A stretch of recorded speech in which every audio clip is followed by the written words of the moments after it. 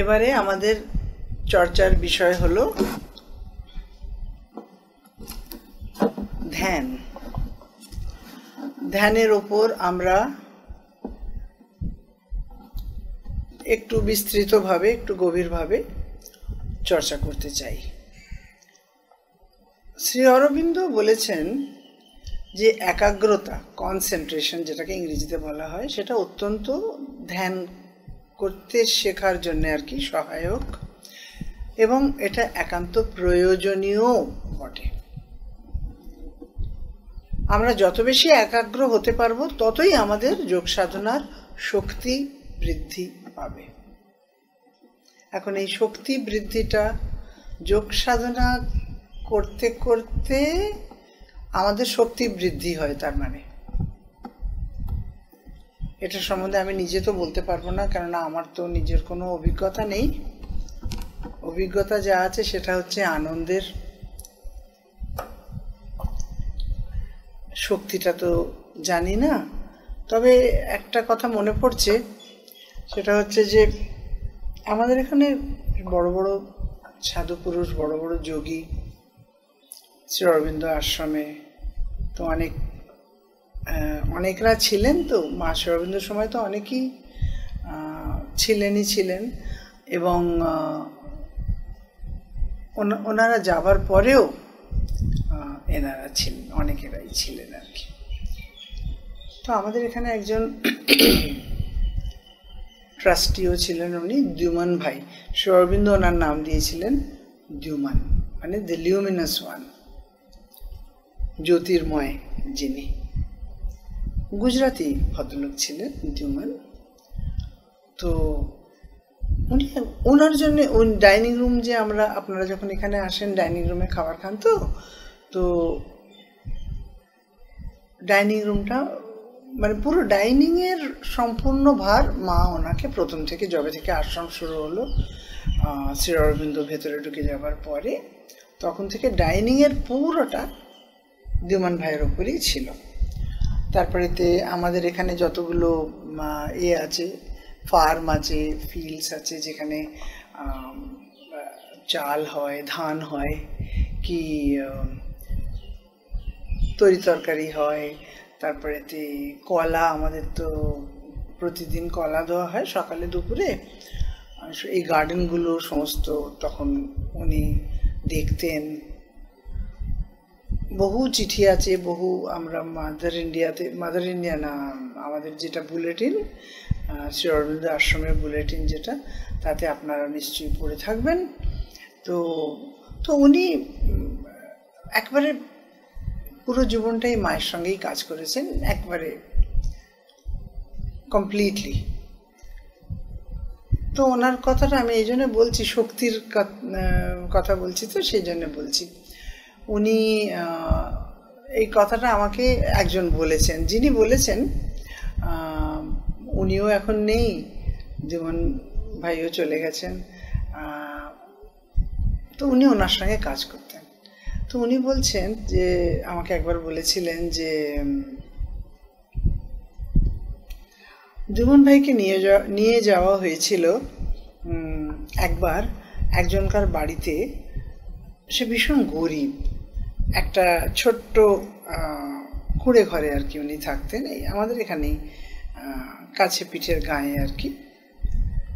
কোন কারণটা আমি ভুলে গেছি, যে কারণে ওনাকে নিয়ে যাওয়া হয়েছিল। তো ওনার সম্বন্ধে বলেছেন ইনি আমাকে, যিনি বলছেন উনি আমাকে, ডক্টর চামালাল গুপ্তা, আপনারা হয়তো জানেন। না, ওনার স্ত্রী এখন চলে গেলেন, শিপ্রা দিদি, উনি আছেন এখনো। তো কি বলে যেন, বললেন যে উনি গেলেন সেই কুঁড়ে ঘরটার মধ্যে, ছোট্ট এমনি ঘর যেমন আমি বসে আছি, সে বলছে একেবারে অন্ধকার, একেবারে সেটাকেই যতটা পেরেছে ওরা পরিষ্কার করেছে, এত বড় সাধু আসছেন। তো উনি ঘরের মধ্যে গিয়ে দাঁড়ালেন, দাঁড়িয়ে এমনি করে দেখে টেকে নাকি চোখ বন্ধ করলেন কিছু সময়ের জন্যে, কিছু মিনিটের জন্যে চোখ বন্ধ করে, ঠিক মনে হলো যেন উনি কিছু স্মরণ করছেন কিংবা ধ্যান করছেন কিংবা মনন করছেন। তারপরেতে উনি একটুখানি ধ্যান থেকে বেরিয়ে কি সেই প্রেয়ার করছিলেন কি যাই কিছু করছিলেন, সেই থেকে বেরিয়ে তারপরেতে যা কাজ ছিল, কথাবার্তা ছিল, হলো টলো। তার পরবর্তীকালে নাকি উনি আমাকে বলছেন আর কি, ডুমন ভাই বলেননি এই কথাটা, ডুমন ভাই অন্য কথা বলেছেন, এটা আমাদের ডক্টর চামানলাল গুপ্তা, ইনিও একজন খুব নামকরা সায়েন্টিস্ট আমাদের ইন্ডিয়ার অল্টারনেটিভ এনার্জিতে। তো উনি আমাকে বলছেন, দীপশিখা, কিছুদিনের মধ্যে তাদের ভাগ্য এমন পাল্টে গেল, এমন পাল্টাতে লাগলো যে সকলেই একেবারে অবাক। তো তারপরে অনেকদিন পরে নাকি ডুমন ভাইকে জিজ্ঞেস করা হয়েছিল, ডুমন ভাই আপনি যেখানে গেছিলেন, আপনাকে যেখানে নিয়ে যাওয়া হয়েছিল তারা এখন এমনি। তো শুনে উনি খুশি হয়েছিলেন।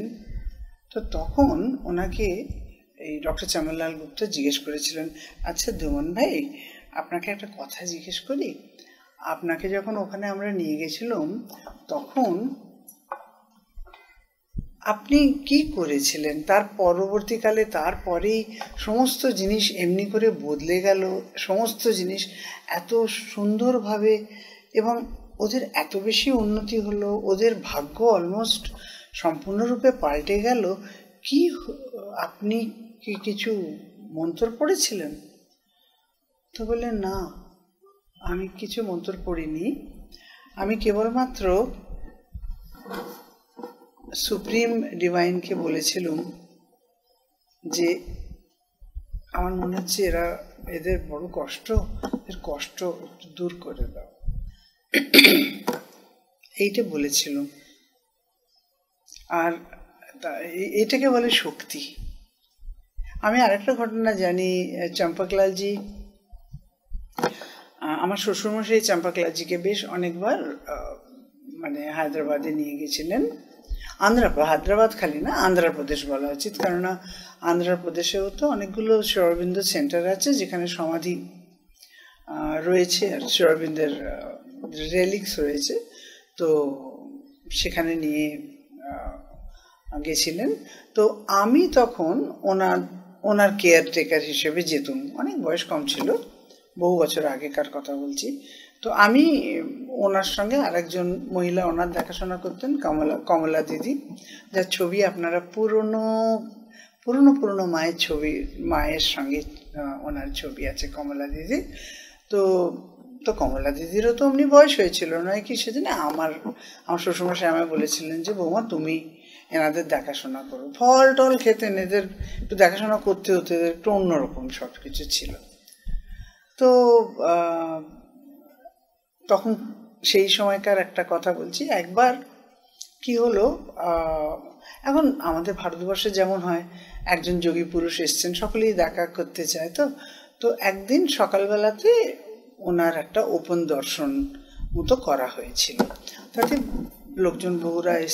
বহু লোকজনেরা এসেছিল এবং তারা প্রণাম করছিল, এই করছিল।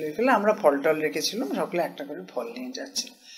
এমন সময় এক মহিলা এসে বলছেন, she will be in her 30s, যে সে ওনার মানে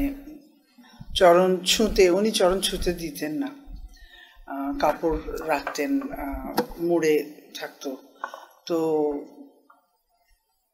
তো উনি খুব করে, তখন আমিই ছিলাম ওখানে কাছে, আমি বললাম যে না, উনি তো ওটা খুলবেন না, তুমি এমনি করেই প্রণাম করো, তো দ্যাটস ওকে। না আমাকে, তখন আমরা বললাম কেন, কি ব্যাপার? না, আমার 12 বছর বিয়ে হয়ে গেছে, বাচ্চা হয়নি, আমার ভীষণ দুঃখ, আমার ভীষণ কষ্ট, আমার বাচ্চা চাই। তো ইনি এত বড় সাধু, ইনি তো আমাকে বাচ্চা দিতে পারেন নাকি?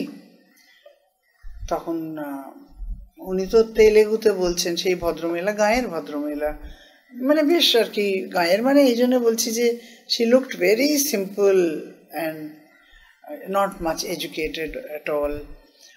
তো তখন আমি ওনাকে বললাম উনি এমনি বলছেন।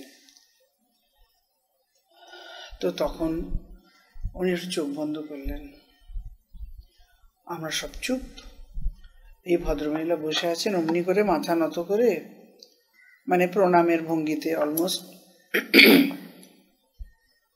কিছুক্ষণ পরে উনি চোখ খুলে ওনার দিকে তাকালেন। কিছু একটা ছিল ওনার কাছেও, ছিল ফুল টুল কিছু একটা ছিল, আমার ঠিক মনে পড়ছে না, তবে ট্রেতে ফুল ছিল মনে হয়। যাই হোক, তাই থেকে উনি ফুল দিলেন আর আশীর্বাদ স্বরূপ আর কি ফুলটা দিলেন এবং আশীর্বাদের মুদ্রা উনি।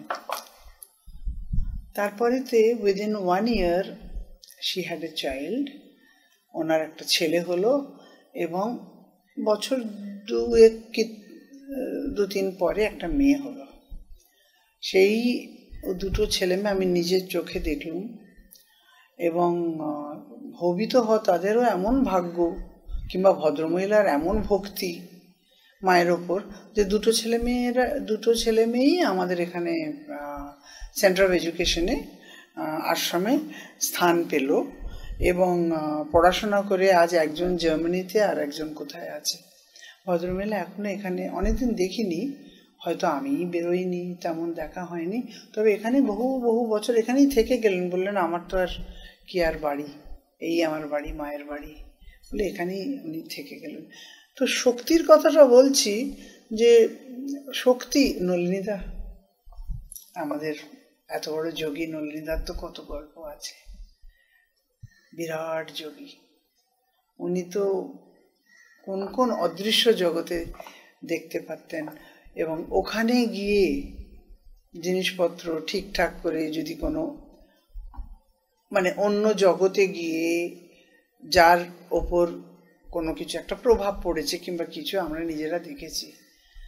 তো সেই জন্যে এই যে শ্রী অরবিন্দ বলেছেন যে আমরা যত বেশি একাগ্র হতে পারবো আমরা ততই যোগ সাধনার মধ্যে আমাদের শক্তি বৃদ্ধি পাবে, এ কথাটা আমার মনে হয়। আমি তো অত বেশি জানি না, তবে আমি এনাদের দেখেছি, ওপর থেকে দেখলে একেবারে কিচ্ছুই মনে হয় না।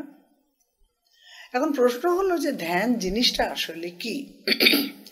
ধ্যান কি শুধুই চুপ করে চোখ বুজে বসে থাকা, না ধ্যান হলো এক ধরনের অর্পণ করা ভগবানকে, অর্থাৎ আমাদের মনের গভীরের প্রার্থনাগুলো ঈশ্বরকে নিবেদন করা, না হয়তো আমি প্রভুর নয়তো হয়তো আমি প্রভুর ছবি কিংবা মূর্তি কিংবা মুখ যাই হোক কল্পনা করছি, অথবা আমি আমার চিন্তাগুলোর প্রতি মনোযোগ দিচ্ছি, তাকে ঢুকতে দেবো কি না, কোন ভাবনা আমাকে বিচলিত করছে কি প্রভাবিত করছে আমি সেগুলোকে আমার মধ্যে ঢুকতে দেবো কিনা। ধ্যানটা কি?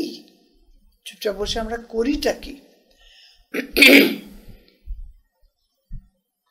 কেউ কেউ মানুষরা আমরা জানি, দেখেওছি, যারা ধ্যানের সময় শান্ত হয়ে বসে থাকেন।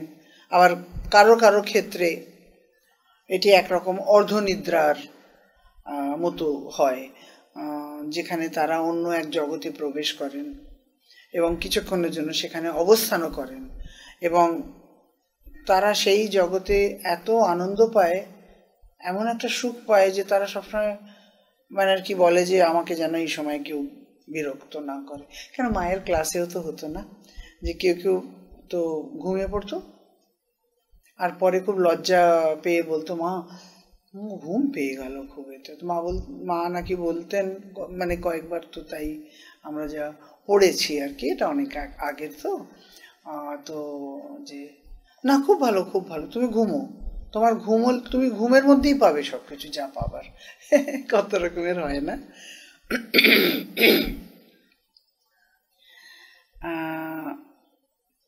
যেহেতু আমরা জানি যে মন এবং আমাদের ইন্দ্রিয় সবসময় অস্থির এবং বহির্জগতের সঙ্গে আসক্ত থাকে, তাই আমাদের অভ্যন্তরে প্রবেশ করতে হলে প্রচণ্ড সচেতন হয়ে চেষ্টা করতে হয় আর কি।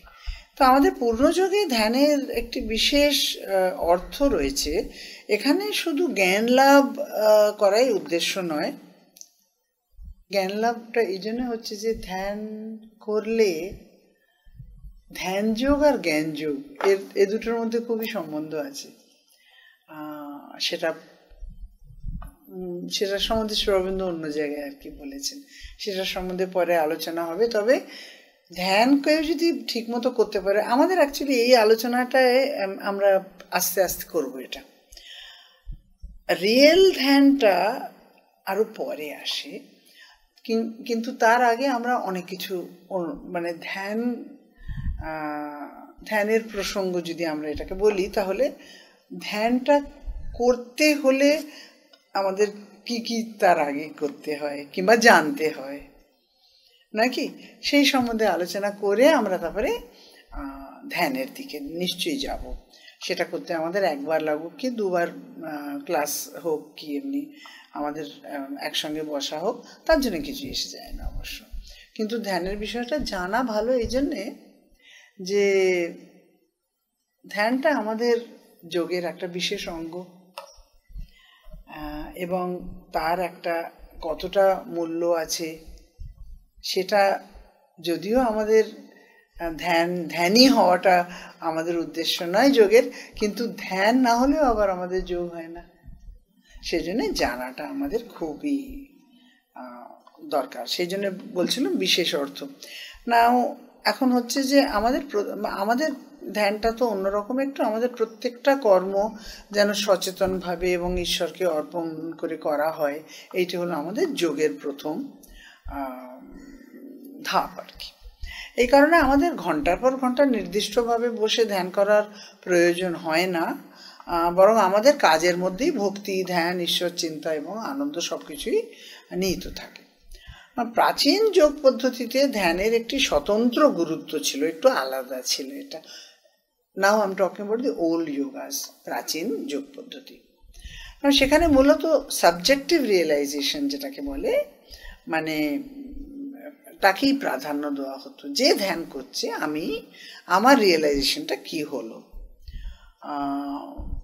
একজন ব্যক্তি যখন ঘন্টার পর ঘন্টা যখন তিনি ধ্যান করতেন, তখন সেটি ছিল তার ব্যক্তিগত অভিজ্ঞতা, সাবজেক্টিভ রিয়েলাইজেশন, যেটাকে আমাদের যোগে বলা হয় অর্ধেক উপলব্ধি, অপূর্ণ উপলব্ধি কিংবা অর্ধেক উপলব্ধি। এখন এটা কেন সেটা আমরা চর্চা করব। এখন এই রকম ধ্যানের মানে আগেকার যোগ পদ্ধতির ধ্যানের যে প্রণালীটা ছিল, সেই ধ্যানের দু রকম প্রভাব থাকে। একটি হলো বাহ্যিক এবং একটি হলো ভেতরের, অভ্যন্তরীণ।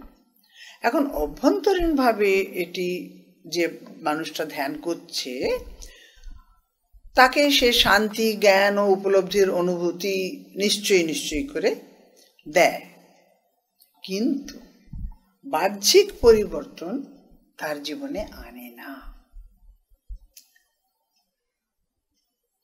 তাই আমাদের পূর্ণ যোগে শ্রী অরবিন্দ বলছেন যে শুধুমাত্র ভেতরের উপলব্ধিটাই তো যথেষ্ট নয়, বরং আমাদের সম্পূর্ণ স্বভাব, গুণ ও প্রবৃত্তির রূপান্তর প্রয়োজন আমাদের যোগ সাধনায়। বাহ্যিক পরিবর্তন যদি না ঘটে, তাহলে সেটা অর্ধেক উপলব্ধির সমান হলো, যেটা পূর্ণ নয়। প্রাচীন যোগ পদ্ধতিতে সমাজ পরিবর্তনের কোনো ভূমিকা ছিল না, তাই তখন সেই রকমের ধ্যান আর কি গ্রহণযোগ্য ছিল। কিন্তু শ্রী অরবিন্দের পূর্ণ যোগ পদ্ধতি জানার পর আমরা ধ্যানের পদ্ধতিতেও পরিবর্তন আনতে বাধ্য হয়েছি। এখন ধ্যান কেবল নির্দিষ্টভাবে বসে করার কোনো বিষয় নয়, কেবল নির্দিষ্টভাবে আমাদের জীবনের প্রতি মুহূর্তের সঙ্গী আমাদের ধ্যানকে করতে হবে, করা উচিত। সেইটা হলো আমাদের উদ্দেশ্য, অবজেক্টিভ।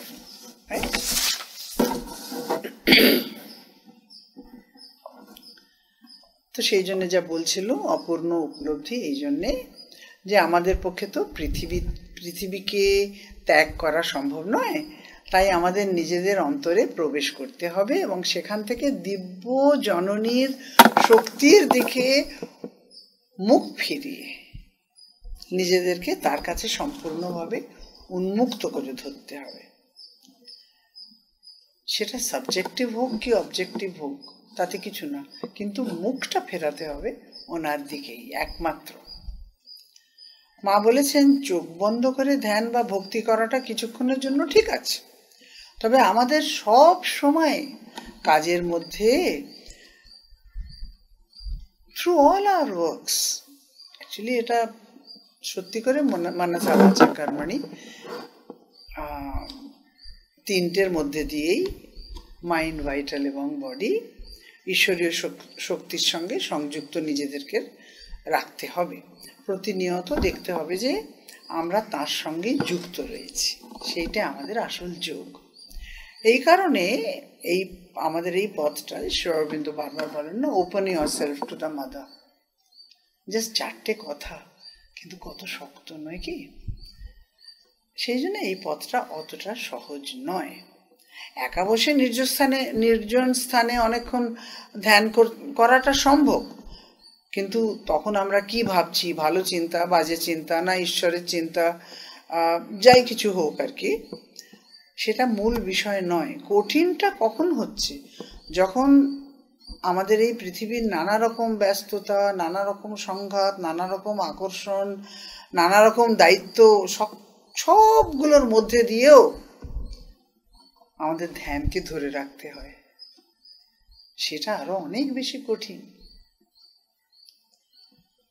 কারণ মা বলেছেন যে প্রতি মুহূর্তে ঈশ্বরের হাত ধরে থাকবে। এটা আমাদের করণীয়, এটা আমাদের শিক্ষণীয়। এটা বলা সহজ, কিন্তু বাস্তবে করাটা অত সহজ নয়। সেই জন্যে গভীর আন্তরিকতা এবং নিয়মিত অনুশীলন, মা বারবার যেটা বলেন রেগুলার প্র্যাকটিস, সেটা অত্যন্ত জরুরি। প্রতি মুহূর্তে জাগ্রত থাকা অত কি সহজ? মাঝে বলেছেন ধ্যান করতে পারাটা অত্যন্ত আবশ্যক, কারণ এই পথে চলতে হলে এটা শিখতেই হয়। সেটা অত্যন্ত জরুরি অ্যাকচুয়ালি। এটা না হলে আমাদের এই যোগের পথ চলাটা একদিক থেকে অসম্ভব। কেননা ধ্যান আমাদের ভেতরে স্থিত থাকতে শেখায় এবং অন্তরের দিকে, আত্মার দিকে, চৈত্য সত্তার দিকে মুখ ফেরাতে শেখায়, মায়ের দিকে মুখ ফেরাতে শেখায়, ঈশ্বরের দিকে মুখ ফেরাতে শেখায়। এটি আমাদের বাইরের জগৎ থেকে কিছুটা একটু বৈরাগ্য আনে আর কি, বিচ্ছিন্ন করে ভেতরের জগতে প্রবেশ করতে সাহায্য করে। সেই জগৎ আমরা যেটা জানি, যেখানে সত্য আছে, শান্তি আছে, আলো আছে, জ্ঞান আছে, সবকিছুই আছে, যার জন্য ধ্যান শেখাটা দরকার, খুবই জরুরি। সেটা আমরা চোখ বন্ধ করে করি কিংবা চোখ খুলেই করি। এখন এই ধ্যানের 3টে স্তর আছে। সেটা হলো প্রথমত বাইরের জগৎ থেকে কিছুটা বিচ্ছেদ, নিজেকে একটুখানি সরিয়ে রাখা, যাতে আমরা ভেতরের জগতে প্রবেশ করতে পারি। ঠিক আছে? দ্বিতীয়টা কি হলো, ইংরেজিতে বলা হচ্ছে, আমার সব নোটস ইংরেজিতে, সেই থেকে আমি বাংলা বলি। তবে আমি জানি আমার বাংলাটা এখন অনেকটা উন্নতি করেছে। আপনারা বলুন কিংবা না বলুন, আমি নিজেই বুঝি যে আমি আজকাল ইংরেজি কম বলি, আমি বেশিরভাগটা বাংলা বলি। সেই জন্য আমার নিজেরই মনে হয় যে আমার বাংলার ইমপ্রুভ হয়েছে। তো ইন্টেরিয়রাইজেশন যেটা হলো, সেটা হলো অন্তর্জগতে প্রবেশ করা এবং সেখানে গিয়ে সেখানে বসবাস করা। এটি কেবল এক ঝলকের মতো দেখা নয়, বরং সেখানে দীর্ঘক্ষণ অবস্থান করা। ঝলকের মতো, যেটাকে ইংরেজিতে বলা হচ্ছে গ্লিম্পস, সেটা আমরা সকলেই পাই, নয় কি? ঈশ্বরের একটা উপলব্ধি, একটা এমন আনন্দ যার কোনো কারণ নেই, এমন একটা অনুভূতি, সেটা সচরাচর এই জগতে হয় না। এমনি আমরা পাই, কিন্তু সেটা কিছু মুহূর্তের জন্য পাই, সেটাকে ধরে রাখতে পারি না। সেই জন্যেই যোগ সাধনার মানেটা হলো যে আমরা যেন তাতে সেইতে স্থিত, আমাদের ভেতরে অবস্থান করতে পারি, যেন ভেতরে থাকতে পারি, বেশিক্ষণ থাকতে পারি, সেই আর কি। তো এই ভেতরের নিবাসের মধ্যে যা আমার পড়া হচ্ছে আর কি, সেই থেকেই তো বলছি, তার মধ্যে একটা গভীর আনন্দ আছে যেটা এমনিতে বললে বোঝানো যায় না। এটা একটা উপলব্ধির বিষয় আর কি। আর তৃতীয় জিনিসটা হলো ইনওয়ার্ড কনসেন্ট্রেশন, অর্থাৎ আন্তরিক একাগ্রতা, যা আমাদের ভেতরের সত্যকে আবিষ্কার করতে চায়, জানতে চায়, দেখতে চায় এবং অনুভব করতে চায়। এখন প্রথমে যা করণীয় সেটা হলো সত্যটা কি সেটা জানা, তাকে জানা, তারপর সেটাকে উপলব্ধি করা এবং তারপরে সেটার সঙ্গে নিজেকে একাত্ম করে তোলা। একবার সত্যের উপলব্ধি হলে তখন আমরা বাইরের জগতে এই ভেতরের চেতনার মাধ্যমে যেন কাজ করতে পারি। লাইফ ডিভাইনটা তাই। লাইফকে, জীবনকে কিরম করে দিব্যময় করা যায় যখন আমরা ভেতর থেকে বাইরের কাজটা করতে পারি।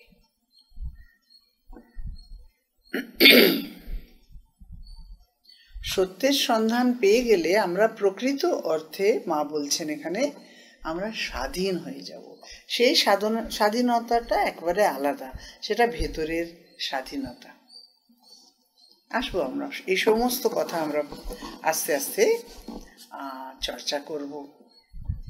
তখন আর আমরা সাধারণত যে ভুলগুলো করি চিন্তার মাধ্যমে কিংবা কাজের মাধ্যমে, সেই ভুলগুলো আর করব না এবং বাইরের জগতে খুব প্রপারলি কাজ, কল্যাণকর কাজ করবার জন্য উপযুক্ত, নিজেদেরকে উপযুক্ত করে তুলতে পারব। সত্যিকার অর্থে আধ্যাত্মিক এবং দিব্যজীবন এই জগতে সম্ভবপর নয় যদি না আমরা ভেতরে নিজেদেরকে স্থাপন করতে পারি। মা মাঝে মাঝে এমন সত্যি কথাটা এমন হাতুড়ির মতো বলেন না যে একটু ভীষণ লজ্জাও করে আর কি। উনি একবারে সোজাসুজি বলছেন যে সম্ভবপরই নয় আমাদের এই চেতনার দ্বারা কোনো রকম আধ্যাত্মিক কিংবা দিব্য জীবন রচনা করা সম্ভবই নয়। পূর্ণযোগের চরিত্রই হলো আমরা ভেতর থেকে নিজেদের সম্পদ, আমাদের মধ্যে যা গুণ আছে, যে সম্পদ নিয়ে ভগবান আমাদের তৈরি করেছেন, সেই সম্পদগুলির দ্বারা আমরা সমৃদ্ধ হয়ে এই জগতে যেন বাস করতে পারি। এবং উনি এটাও বলছেন যে যদি ধ্যান সঠিকভাবে অভ্যেস করা যায় তাহলে ভেতরের মা আর কি বলছেন আমি পড়ছি, তাহলে ভেতরের সমস্ত দরজা বা আড়াল যেগুলো বন্ধ থাকে কিংবা আড়ালে থাকে সেগুলো আস্তে আস্তে খুলে যেতে থাকে। মা সেই কতগুলো দরজার কথা বলেছেন না, একটার পর একটা দরজা। সাইকিক বিইং এর সম্বন্ধেই তো বলেছেন না, সে দরজায় আঘাত করো, করতে যাও, করতে থাকো। আমি একটু পেন্টিং করি তো, সেজন্য আমি কতবার, আমি যখন ছোট ছিলাম না তখন সাবিত্রী পড়তো না, সাবিত্রী তো কিছু বুঝতেই পারতাম না, তবে সকলে বলতো না সাবিত্রী পড়ো, সাবিত্রী পড়া উচিত। তো তখন যখন সাবিত্রী পড়তে লাগলাম, প্রথমবারের কথা বলছি, তখন আমি কিছু বুঝতে তো পারিনি মনে হয়, কিন্তু আমি কয়েকটা দেখেছিলাম, পড়বার পরে একটু ভিশনের মতো দেখেছিলাম। তখন আমি মাকে লিখেছিলাম যে আমি এমনি কিছু বুঝতে পারি না, কিন্তু আমি এমনি দেখেছি। তার পরবর্তীকালে আমি ছবিও এঁকেছিলাম, ছবি এঁকে মার কাছে তখন আমি পাঠাইনি, তবে সেই ছবিগুলো একটা এক্সিবিশন হয়েছিল, তাইতে রাখা হয়েছিল। কেন আমি এই কথাটা বলছি হঠাৎ, হ্যাঁ, এই দরজাগুলো খুলে যায়। তো যখন আমরা আগে এই সাইকিক বিইংয়ের ওপর অধ্যয়ন করতাম তখন আমি অনেকবার দেখতাম কিরম করে দরজা, সেই কিরম করে আমরা সেই দরজার কাছে বসে আছি, তার রং, তাই কোনোদিনও করবো সেই পেন্টিংগুলো, এখনো মনে আছে। They were really like visions. তো মা এই দরজার সম্বন্ধে বলেছেন না, মায়ের মেডিটেশনটা যেটা একটা গাইডেড মেডিটেশন মতো আর কি, মা যেমন বলেছেন আর কি, সেইটার উপর একটা গাইডেড মেডিটেশন আমরা করে নিতে পারি, মানে ধারণা করে নিতে পারি। তো তাতে মা বলেছেন, আর প্রত্যেকটা দরজা খুলে ঘরের মধ্যে ঢোকা, তো সেই ঘরের কি রং, সেই ঘরের কি আভা, সেইটা পেরিয়ে তারপরে পরের ঘরের কি আভা, এমনি এক একটা করে দরজা খুলে আমাদের ভেতরের সেই চৈত্য পুরুষের কাছে পৌঁছনো আমাদের সেইটা। তো আমাদের যোগ অন্যান্য যোগের মতোই সব কিছু, তবে এইটাই, এই ধ্যান করতে পারাটাই আমাদের যোগের গন্তব্য নয়, এটি আমাদের সেই গন্তব্যে পৌঁছতে সাহায্যকারী, এটা একটা শক্তিশালী মাধ্যম। কিন্তু শুধুমাত্র ধ্যান করে করতে পারাই আমাদের জীবনের এটা নয়। ধ্যান করতে পারলে যেমন ফাইন্ড ইউর সোল, মা বলতেন, আমার স্বামীকেই 3 বার বলেছিলেন, এবং কেন উনি বলছেন সেও বলেছিলেন, বহু লোককেই বলেছেন। ফার্স্ট ফাইন্ড ইউর সোল, মানে find your psychic being, she meant. তো সেটার জন্য ধ্যানের ভীষণ দরকার। যে পুরোনো কালের যোগে, ওল্ড যোগ আছে, আত্মার উপলব্ধিটাই মেন ছিল, সেজন্য ধ্যানের একটা বিশেষ ছিল,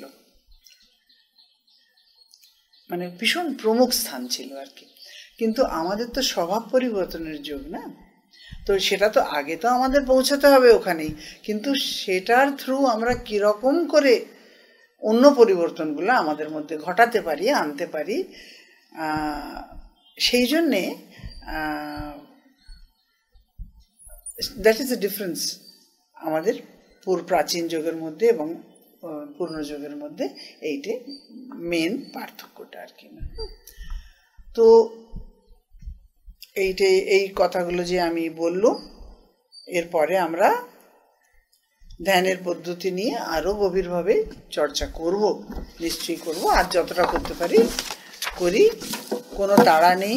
কেননা তাড়া এই জন্যে নেই যে তাড়াতাড়ি করে কিছু শেখা যায় না গো, আমাদের আস্তে আস্তে এক একটা জিনিস। আমার এখনো মনে আছে,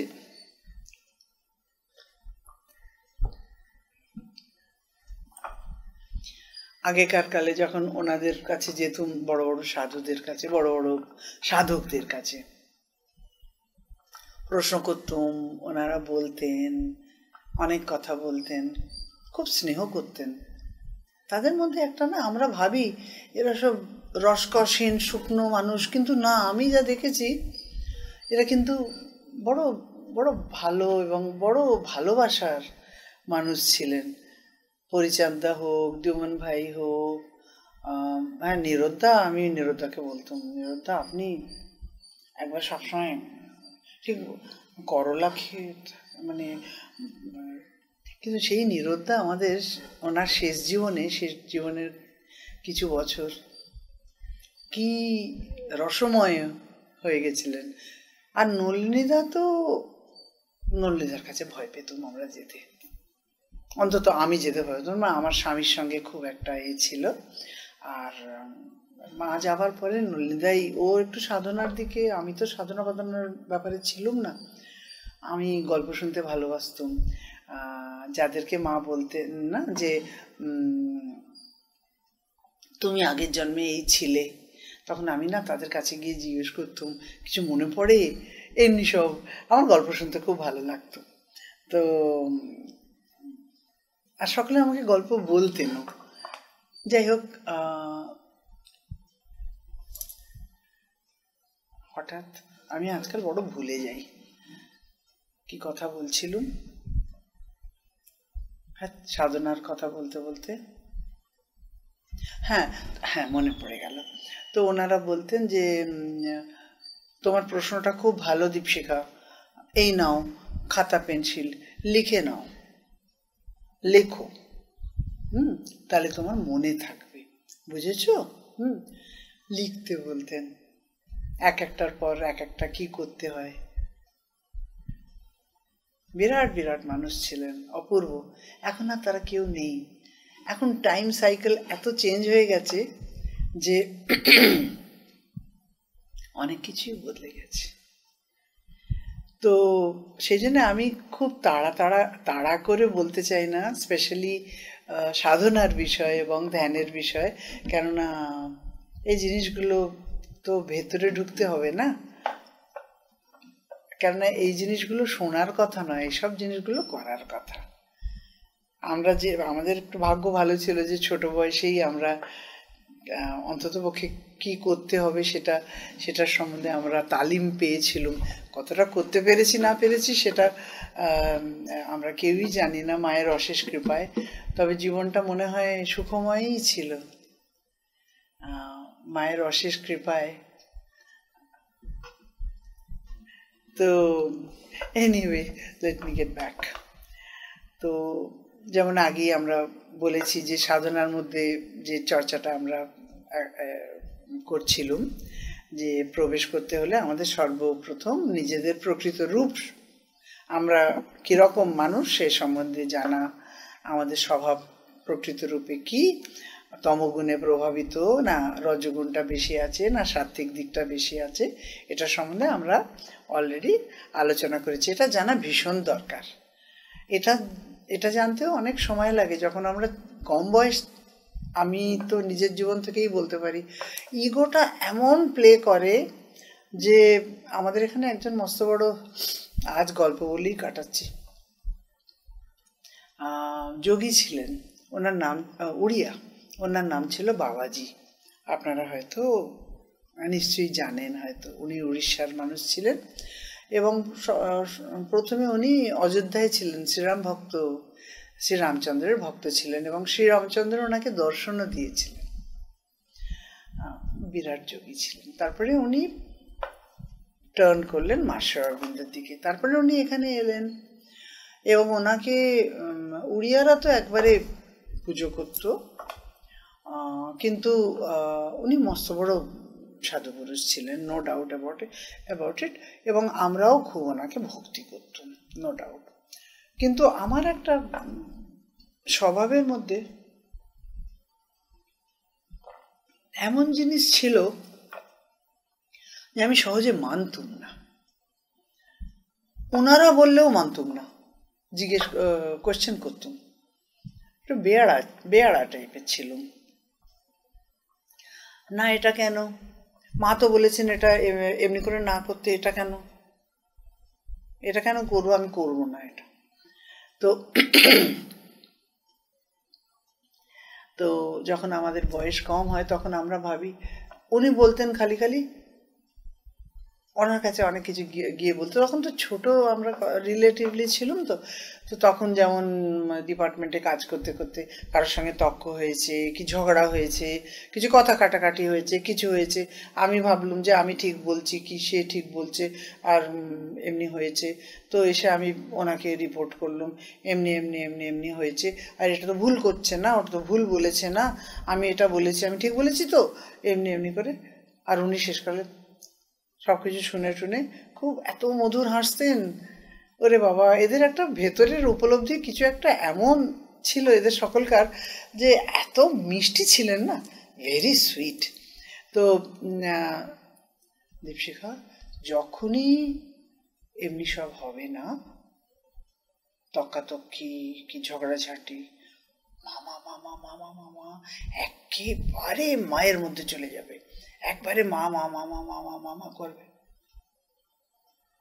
আমার প্রথমবারে খুব রাগ হয়েছিল, তা আমি বললাম কেন করবো মামা মামা, ভুলভাল হচ্ছে তো মামা মামা কেন করবো, আমাদের তো ওটা সলভ করা উচিত না, আমাদেরও তো মা বুদ্ধি দিয়েছেন, ভুলভাল হলে কেন, তার তার তার ভুল হলে সে মেনে নেবে, আমার ভুল হলে আমি মেনে নেবো, তা একটু তর্ক হওয়া তো ভালো, একটু তা আর্গুমেন্ট হলে না না। আর কখনো রাখতেন না।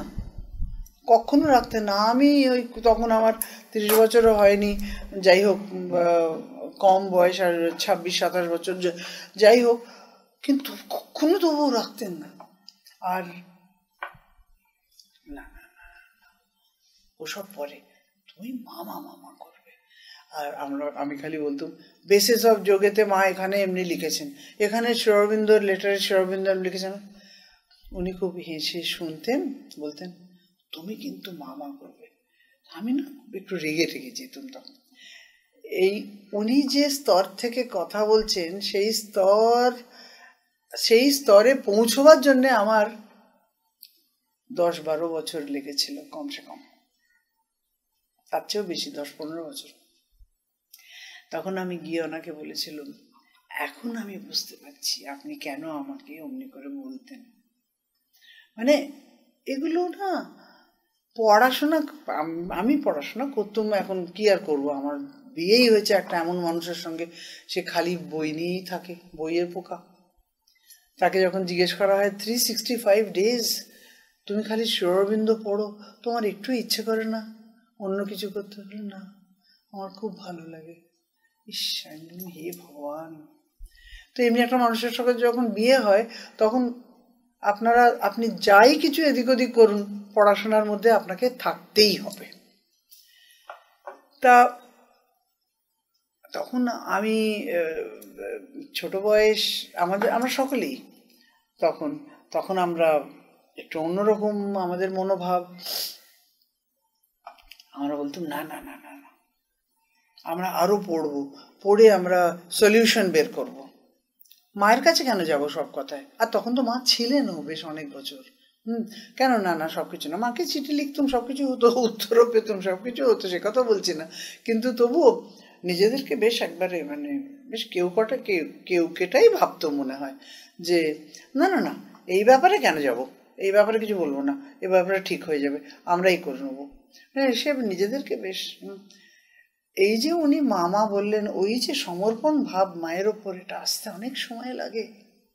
এখানে থেকে আমি বলছি, আপনারা মনে করুন তখনকার কথা বলছি, যখন আমাদের আশেপাশে বেশ কয়েকজন মানে যোগী পুরুষের মতো মানুষরা ছিলেন, যার সম্বন্ধে শ্রী অরবিন্দ, যাদের এক একজনকার সম্বন্ধে শ্রী অরবিন্দ বলেছিলেন যে এনারা যদি বাইরে যেত, পন্ডিচেরি থেকে বাইরে যেত, তাহলে একটা সেক্ট শুরু করতে পারত, একটা অন্য রকমের ধর্মবাদ শুরু করতেন, ধর্মের লাইন ওনারা শুরু করতে পারতেন, যেটা অনুসরণ করে বহু লোক অনুসরণ করত। এত বিরাট বিরাট লোকেরা। আমার যে কি ভালো ভাগ্য ছিল, আমাকে মাঝে মাঝে বলতেন তুমি এসো তো। কেন আসবো? না, গান শোনাতে আসবে আমাকে। তুমি আসবে তো গান শোনাতে? কি সৌভাগ্য আমাদের। কত কথা জিজ্ঞেস করতুম, কত কথা উত্তর পেতুম, কত গাইডেন্স পেতুম। তখন মা চলে যাবার পরে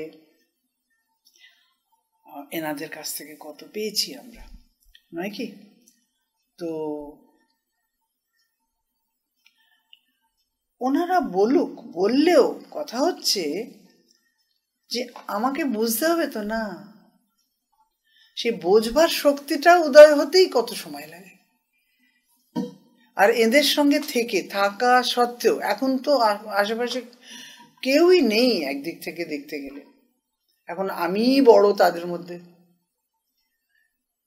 ঠিক আছে, এই লাইনের মধ্যে ছিলুম বলে, থেকেছি বলে, ঈশ্বরের অশেষ কৃপায় এখানে মা আমাদেরকে ধরে রেখেছেন বলে আমরা কিছু জিনিস বলতে পারি আমাদের ছোটদের। কিন্তু সত্যি কেউ নেই এখন আর তেমন, মানে আর কি খুব কম আর কি। তো নিজেদের স্বভাবকে, সেই বলছি না যে সেই ছোট বয়সে আমরা তো এই ভেতরে ঢুকতুম না নিজেদের। তো এই নিজেদের স্বভাবকে চেনা, এইটা যে কত দরকার যোগে, খুবই আর কি, যে আমাদের প্রকৃত স্বভাব আসলে কি এটা জানা অত্যন্ত জরুরি। এরপর আমরা এটাও আলোচনা করেছি যে আমরা কিভাবে অন্তরের গভীরে ঢুকতে পারি, প্রবেশ করতে পারি সেই স্থানে যেখানে আমাদের আত্মা রয়েছেন। তো আমরা যেহেতু সদ্য এই যাত্রা শুরু করেছি, যে এতে আমাদের এই যোগের যে আমরা চর্চা করতে, এই আগের দুটি চর্চায় যা কিছুই আমরা আলোচনা করেছি তা মায়ের কথোপকথনের অনুসন্ধান থেকে এবং আপনাদের কাছে যা আমি বলেছি, কারণ এগুলো সকলেই সেই সাধনার অন্তর্গত আর কি ব্যাপার। আর সেই সাধনার জন্যে আমাদের ধ্যান করা, আর যে আমরা কথা বলছি, শেখা আবশ্যক। তবে যদিও ধ্যান আমাদের সাধনার একটি গুরুত্বপূর্ণ অংশ, এটা আমাদের চূড়ান্ত লক্ষ্য নয়, সেটা সম্বন্ধেও আমরা কথা বলেছি। জ্ঞান ও ধ্যান দুটোই আমাদের এই যাত্রায় ভীষণ সাহায্য করে। আত্মার সঙ্গে পরিচয়ের যাত্রায় ধ্যান যেন আমাদের সহচর হয়ে থাকেন, এইটি মা বলেছেন, যেটা অত্যন্ত প্রয়োজনীয়। এখানে শ্রী অরবিন্দ বলছেন যে ধ্যান করার জন্য কিংবা ধ্যান করা শেখার জন্য সবচেয়ে গুরুত্বপূর্ণ বিষয় যেটা হলো, সেটা হচ্ছে হায়ার স্পিরিচুয়াল কনসিয়াসনেস, অর্থাৎ উচ্চতর আধ্যাত্মিক চেতনা। এই আধ্যাত্মিক চেতনার প্রকৃতিটা কি, হোয়াট ইজ ইটস নেচার? এখন সেটা আমি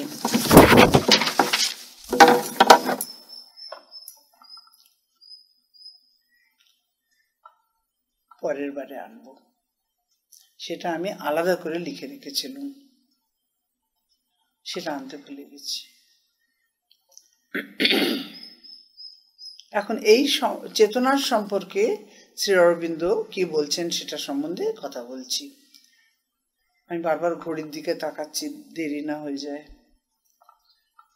চেতনার বিষয়টা শুধুমাত্র না, দিস ইজ ইম্পর্টেন্ট। হ্যাঁ, শ্রী অরবিন্দ যেটা বলছেন আর কি, চিন্তা করা, অনুভব করা এবং ইচ্ছে করা, এর মধ্যেই খালি সীমাবদ্ধ নয়। প্রকৃত চেতনা, যেটা সত্যিকারের চেতনা, সেটি পিছনে আড়ালে থাকে, সামনে থাকে না। তবে তার প্রকৃত জায়গাটা হচ্ছে অন্তরে, বাইরে নয়। আমরা যে তিনটে জিনিসের কথা এক্ষুনি বললাম না, চিন্তা করা, অনুভব করা এবং ইচ্ছে করা, এই তিনটি ক্রিয়াকলাপের বাইরে গিয়ে চেতনাকে উপলব্ধি করা সম্ভব। একজন কেমন করে সেটা সম্ভব হয়? একজন অনাসক্ত দ্রষ্টার দৃষ্টিভঙ্গিতে, ইংরেজিতে যেটাকে বলা হচ্ছে অ্যাজ এ ডিট্যাচড অবজারভার। নাও, আমরা যে সমস্ত চিন্তা করি, আমাদের যাবতীয় ভাবনা, চিন্তা ভাবনা, কল্পনা, পরিকল্পনা, যে কিছু আমাদের মানসিক জগতের মধ্যে যেগুলো ঘটে, যে অঙ্কগুলো আমরা কষি, অন্যদের ভুল ধরি, অন্যদের ভুল বুঝি, এসব যেন মুহূর্তের মধ্যে ঘটে যায়। সাংখ্য দর্শনে এই বিষয়ের বিশেষ উল্লেখ রয়েছে। এখন আমাদের দৈনন্দিন জীবনে, রোজকারের জীবনে আমরা যা কিছু করি, তা হয় মনের দ্বারা অথবা হৃদয়ের দ্বারা ঘটিত হচ্ছে। এখন এই সমস্ত কর্মকাণ্ড দৃশ্যমান জগতের অন্তর্গত, আমাদের বাইরের জগতের অন্তর্গত। কিন্তু সাংখ্য বলছে যে দ্রষ্টা হলেন তিনি। দ্রষ্টা মানে যিনি দেখছেন, যিনি প্রকৃত রূপে দেখছেন, দ্রষ্টা হলেন তিনি। সেটা হলেন আমাদের ভেতরের চেতনা, অভ্যন্তরীণ চেতনা। এই উপলব্ধি থেকে একটি গুরুত্বপূর্ণ সত্য স্পষ্ট হয়ে যায়, যে আমরা মানুষ হিসেবে কখনোই প্রকৃত দ্রষ্টা হতে পারবো না। কারণ আমরা চিন্তা করতে পারি, কিন্তু চিন্তাগুলোকে দেখতে পারি না। তাহলে কে দেখে আমাদের চিন্তাগুলোকে? তিনিই হলেন আমাদের অন্তরস্থ চেতনা, যা আমাদের ভেতর থেকে, যিনি আমাদের ভেতর থেকে দেখেন, প্রত্যক্ষ করে দেখেন। এখন বিষয়টা একটু স্পষ্ট হলো। আমাদের জীবন আসলে নিমগ্ন থাকে এই জীবনযাপনের সঙ্গে, যে জীবনটা আমরা যাপন করছি।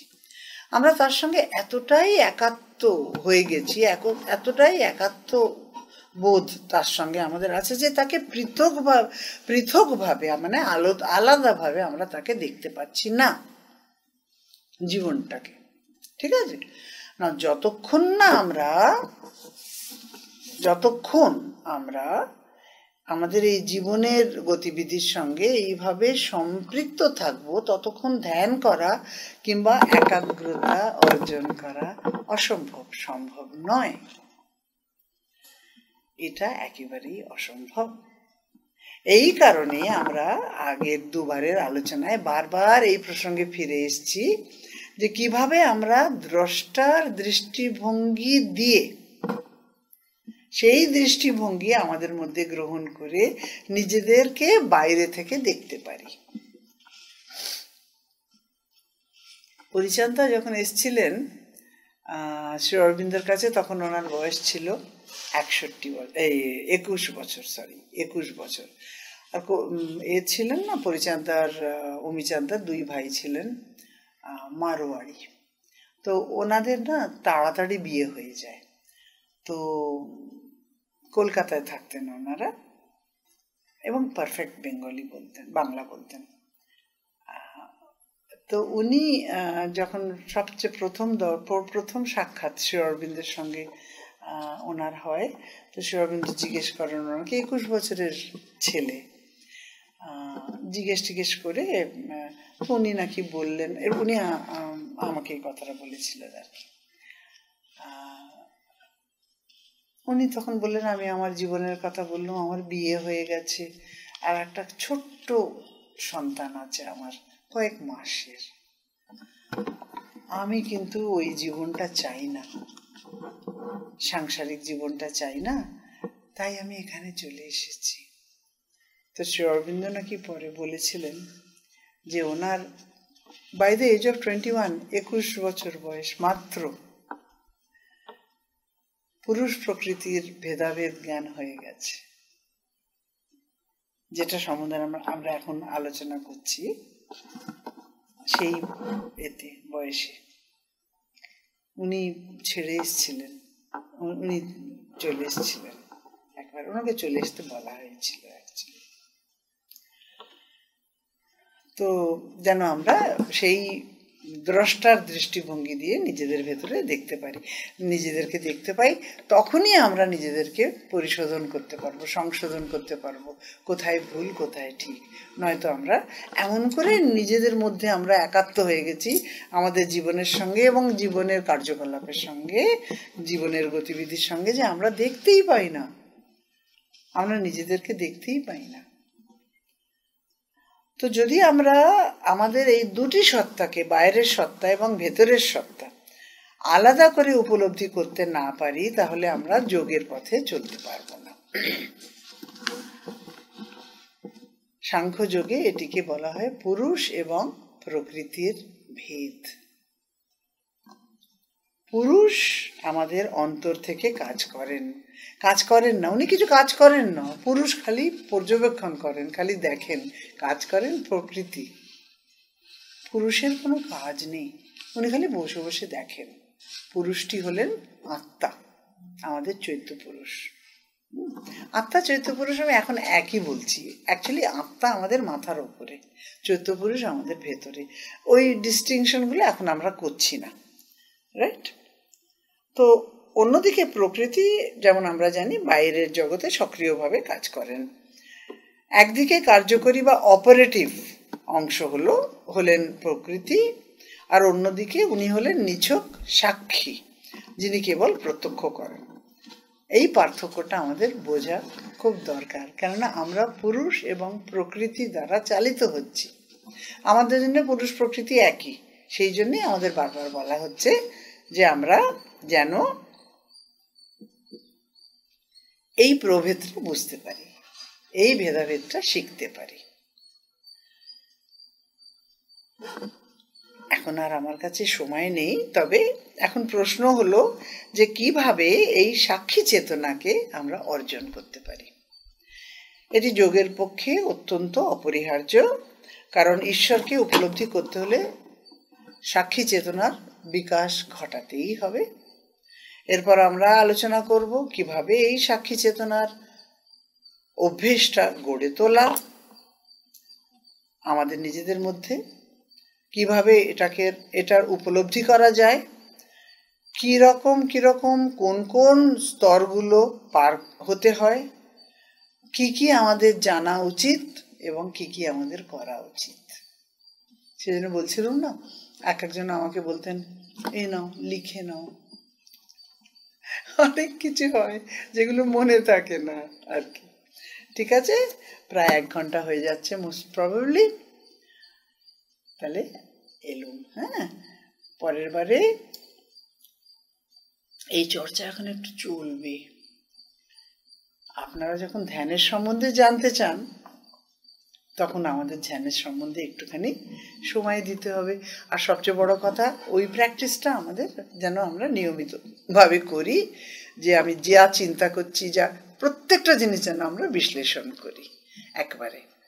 আমার হৃদয়ের মধ্যে এই ভাবনাটা কিরম করে এলো, কখন এলো রে বাবা, সেগুলো দেখতে হয়, বিচার করতে হয়। কেন আমি তো এমনি ছিলাম না, এই টাইপের ভাবনা।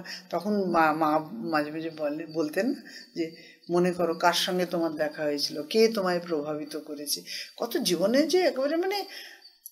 সেই জন্য মা বলেন না যে the most interesting experience is to analyse oneself. তুমি কোনোদিনও বোরডম যেটাকে বলে, তুমি কোনোদিনও বোর হবে না যদি তুমি জীবন এমনিভাবে কাটাতে পারো। ঠিক আছে, তাহলে আজকে নমস্কার, আবার পরের মাসে আসবো। আমার তো ইচ্ছে হয় মাঝে মাঝে 15 দিনে আপনাদের সঙ্গে আবার কথা বলতে আসি, কিন্তু আমার এত টকস অন্য জায়গায়ও দিতে হয় যে আমার সময় হয়ে ওঠে না। তারপরে তো পেপারস আসে, কারেকশন করতে হয়, বইগুলো যেগুলো বেরোচ্ছে আমাদের তো রেগুলার বেরোয়, এডিট করা, এই করা ও করা, প্রুফ করা, এই কাজগুলো থাকে। তারপরে গান বাজনার একটা বিরাট দিক রয়েছে আমার এখনো, মায়ের অশেষ কৃপায়। তাহলে পরের মাসে দেখা হবে। হ্যাঁ, নমস্কার।